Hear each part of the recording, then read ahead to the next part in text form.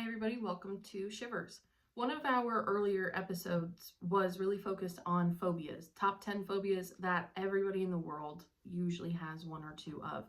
Those were really more evolutionary, so fear of falling, fear of fire, fear of drowning, all of those types of phobias that you would expect to see. Today, we're going to be talking about the more modern phobias, so things that have come about within the last 5-10 years, give or take. So getting started, we have nomophobia. This is the fear of being without a mobile phone. So it comes from no phone phobia, which is kind of funny in my opinion, but it affects people of all ages, especially Gen Z and millennials. This is anxiety when you have low battery, anxiety when you are without service, the complete fear of forgetting your phone. So it has a name, nomophobia. Next on our list is an actual phobia. It is fear of missing out. I wouldn't necessarily call this a phobia. However, it is psychologically significant, which is why it's on this list. So it's the reason why it is considered a phobia is because it is being triggered by some sort of anxiety. The anxiety that is here is seeing other people on social media doing something that you want to do, doing something that you want to be a part of. So that fear of missing out from a psychological perspective does bring on these bouts of anxiety, worry, fear, any of the above. So fear of missing out is a little bit more of a phobia than you might think. Next up, we have technophobia. This is probably what everybody would think of when you're thinking about a modern phobia list. You know, I'm a big fan of Black Mirror and Twilight Zone, and even the newer episodes of Twilight Zone that Jordan Peele has created, they're really more focused on like this dystopia, this technological fear and warfare even, I say. So by seeing these in Black Mirror and Twilight Zone, I think that kind of plants the seed for all of this fear around tech. So technophobia is exactly what it sounds like. It is the fear of advancing tech, especially AI and automation. So it is a older term because people have been afraid of technology for forever, but it now adds in that element of AI and especially for people who are afraid of AI taking their jobs, that doesn't necessarily have a direct phobia title. It all falls underneath this technophobia. It also includes distrust of things like facial recognition, chatbots, and deepfakes. So a lot to uncover under that. That, I would say, is also really where you could get down the rabbit hole of some conspiracy theories. Next up, we have atelophobia. This is the fear of not being good enough or making a mistake. So this is really exploding in this brand of online influencers, branding, social media, the idea that every time you log on to TikTok, it should be like you're FaceTiming somebody. I think that's crazy. And I think a lot of people would agree that that's crazy. So this atelophobia is really acknowledging the fact that like, wow, I need to put myself out there, the constant online comparison. What do I need to be doing? What am I doing wrong? What am I doing right? You know, there's a lot that goes into it, but all of that falls under atelophobia, which is again, a fear of not being good enough or making a mistake. This is also where imposter syndrome falls. So anybody who has imposter syndrome, you don't necessarily think of that as a phobia per se, but it can fall underneath that need for perfection. I have to do it right, I have to do it perfect, or I can't do it at all. So being able to have that fall underneath a fear, I think makes a whole lot of sense, especially from a psychological perspective. Next up, we have cyberphobia. So this is just a little bit different than technophobia. This is specifically for computers or working with technology. This comes up a lot of times with people in the older generation. So a lot of the baby boomers, they're the ones who start to have some of this cyberphobia because it's like, I know how to do my job. I know what to do. If I need to make a doctor's appointment, I'm going to call the doctor. This is also that fear of online portals, of logging in, of passwords being taken. So this is more a distrust of tech rather than the distrust of growing tech. So they are definitely parallel, this cyberphobia and technophobia, but technophobia again is a little bit more focused on like the AI, the growth in that area, whereas the cyberphobia, just think of your old coworker who is afraid of the printer. Next up, we have global anxiety. Also, again, not necessarily a phobia per se, but all of these are fears that have some sort of psychological implication to them. So, this global anxiety is the fear of a global catastrophe, climate change, pandemic, social collapse, any of the above. This is popping up in a lot of psychological circles, a lot of support groups. Many times you're going to see something like this on TikTok, online.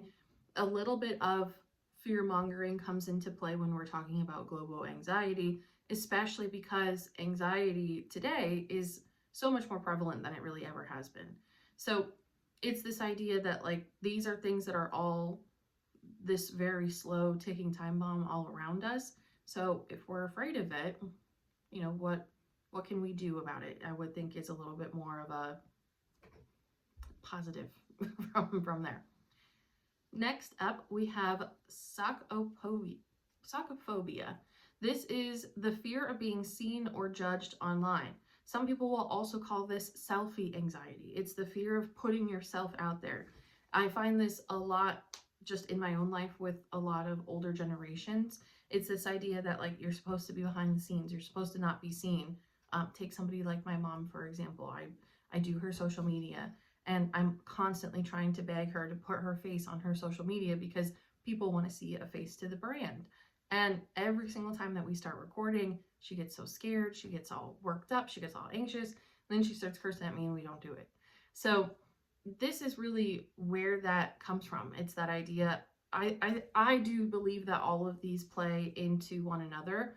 It's this constant development to put ourselves out there, put ourselves online, trust the technology that we're using to put ourselves online as well. So all of these things mixed together, it can be a recipe for disaster for somebody who's not really open to the change of tech and also doesn't really want to put themselves out there a little bit. So again, this socophobia, this is that selfie anxiety, that fear of putting your actual face out there. It affects not only how we present ourselves online, but also in person. You know, sometimes people don't even want to be in a picture or in the background or anything. And that all stems from this fear sometimes. Next, I had to double check this because I didn't really believe that it was an actual thing. This is algorithmophobia. So this is the fear of being controlled or judged by algorithms. This is a real phobia, which is, yeah, this is a real phobia. This is related to distrust in how platforms determine what we see, who we date, or whether we get jobs or loans. It is becoming a clinical term and gaining traction in tech ethics and digital rights discussions. So again, this is thinking about Instagram and TikTok in particular, maybe even Facebook depending on how much you use it. But this is the idea of like if you get an ad, if you get a suggestion for a friend, anything like that, if it's not something that you necessarily agree with, the people who have this fear will say, I'm not doing good enough. I'm not putting myself out there appropriately. This is not a representation of who I am. So again, it's that fear of judgment, but it's that fear of judgment from computers, essentially. Next up, we have privacy paranoia, and there's also data breach anxiety that falls underneath this privacy paranoia. So this is the heightened fear of identity theft, hacked cameras, personal data misuse, includes the fear of smart devices listening or watching. You've heard all of these people, myself included, do not have an Alexa for that specific purpose because you never know what these people are doing. You never know what they're listening to. And again, in my back pocket, I am always been a secret conspiracy theorist. So this privacy paranoia, I can speak from personal experience that, yeah, you know, we were just talking about the ads and the algorithms. Like I was talking about a lighter the other day, and on Instagram, I get an actual ad for a Bic lighter. When the heck is the last time you've gotten an ad for a lighter? So the fact that I'm not looking it up, the fact that I'm just talking about it in regular life, absolutely crazy to me that your phone and other things can pick up. I don't know what's going to happen after this episode, but down the rabbit hole we go. And the final one on our list, number 10, is the fear of digital detox disconnection anxiety. So it's the anxiety over being offline or unreachable. It's common among remote workers, influencers, or anyone dependent on digital tools. It is the inverse of technophobia. It's the fear of not being connected.